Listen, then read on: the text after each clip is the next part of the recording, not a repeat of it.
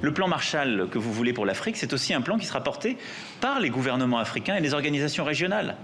C'est par le biais d'une gouvernance plus rigoureuse, de la lutte contre la corruption, d'une lutte pour la bonne gouvernance, d'une transition démographique réussie. Quand des pays ont encore aujourd'hui 7 à 8 enfants par femme, vous pouvez décider d'y dépenser des milliards d'euros, vous ne stabiliserez rien. Alors, ces mots ont beaucoup choqué, ils vous ont choqué? Moi, quand je l'entends parler, j'entends un père qui est en train de faire la leçon de morale aux autres.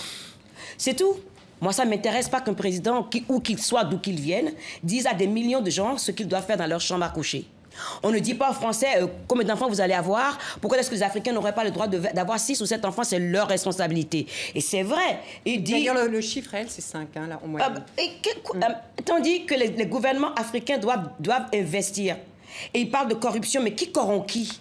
Qui finance la corruption? Il faut être franc. La corruption existe ici, existe aux États-Unis, dans tous les pays européens, il y a la corruption. La corruption en Afrique nous empêche... La corruption est un vrai problème en Afrique. Hein. C'était d'ailleurs un des éléments du discours d'Obama quand il était à l'Afrique. Mais je suis d'accord, je ne suis pas contre ça. Mais qui corrompt qui? Trouvons les acteurs de cette corruption qui maintiennent les hommes politiques au pouvoir, les dictateurs qui les maintiennent au pouvoir et qui les financent. Qui c'est qui les récupère quand ils sont plus en... Qui c'est qui les protège une fois qu'ils sont plus au pouvoir? Et puis ils peuvent partir avec autant d'argent qu'ils veulent. Mais attendez, c'est quoi cette hypocrisie-là? Angélique Kidjo, Emmanuel Macron, il parle d'un plan Marshall. L'Afrique, elle a besoin de quoi? De réparation à cause de l'esclavage, de la colonisation? Est-ce qu'elle a besoin d'aide au développement, ou est-ce qu'elle a besoin d'investissement? C'est 3 choses très différentes. L'aide au développement, on a vu comment ça s'est passé. L'aide au développement n'a rien changé. Parce que, moi je dis toujours, quand on va aider quelqu'un, si on ne respecte pas la personne qu'on va aider, l'aide n'est pas efficace. Quand on voit les Africains comme des pauvres à aider, sans leur demander ce qu'ils veulent, quand les autres organisations arrivent, ils font leur plan dans leur bureau, ici ils arrivent, les gens les regardent. Quand on est pauvre, qu'est-ce qui vous reste? Le respect de vous-même et votre dignité. Vous pouvez avoir des milliards si les gens ne se sentent pas concernés par le dialogue qu'on peut avoir en tant qu'être humain et comment on travaille ensemble pour trouver une solution aux problèmes que nous avons et que c'est vous qui arrivez parce que vous êtes riche, parce que vous êtes européen, vous avez le complexe de supériorité, vous voulez nous dire ce qu'on a envie de faire. Ça ne marche pas et ça n'a pas marché depuis 50 ans, ça ne marchera jamais. Point. Ça, c'est une chose. Investir. Moi, d'abord, il faut déjà parler des dettes des pays africains. D'où viennent ces dettes-là? Et quand on commence à parler de dette, on se rend compte que la corruption est liée à la dette. Donc, si on veut que les pays africains se développent, il faut qu'on change complètement notre relation avec les dirigeants. Ne plus les corrompre pour les maintenir en place, que ce soit les gouvernements occidentaux ou ce soit les grands groupes qui ne veulent pas payer d'impôts parce que les plus grandes compagnies françaises ou autres, ils sont en Afrique. La plupart d'entre eux ne payent pas des impôts. S'il n'y a pas de revenus dans un pays, on ne peut pas investir dans l'éducation, on ne peut pas investir dans la santé. C'est-à-dire qu'il faut repenser complètement la dynamique entre les pays riches et les pays africains et poser les choses très clairement en disant tel gouvernement fait ça, on ne fait pas ça. Si j'ai l'impression d'entendre toujours cette rhétorique. Les gens sont corrompus en Afrique, mais ils sont corrompus pourquoi?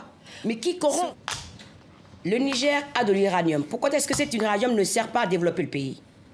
Si le gouvernement du Niger n'est pas en cheville avec les pays qui ont besoin de l'uranium pour pas que les retombées servent au pays, on en est toujours là. Il faut avoir les moyens de ce qu'on dit. C'est pas, si vous allez dire à une femme ou à un homme de ne pas avoir 6 ou 7 enfants, il vous dira c'est pas votre problème. Mais il faut que les gens sentent d'eux-mêmes que ce n'est plus viable. Parce que s'il y a de l'argent qu'on investit dans un pays et que ça crée de l'emploi et qu'on a envie que sa vie soit meilleure, on se rend compte systématiquement qu'avoir 6 ou 7 enfants, ce n'est pas la solution pour avoir une vie décente. Ça, c'est une partie du problème. Il faut déjà que les pays qui ont des ressources, ces ressources-là puissent servir au pays. Et comment est-ce qu'on en arrive à ça? Aucun économiste m'a jamais répondu à ma question. Comment est-ce qu'un continent qui est le plus riche sur cette planète est le plus de pauvres?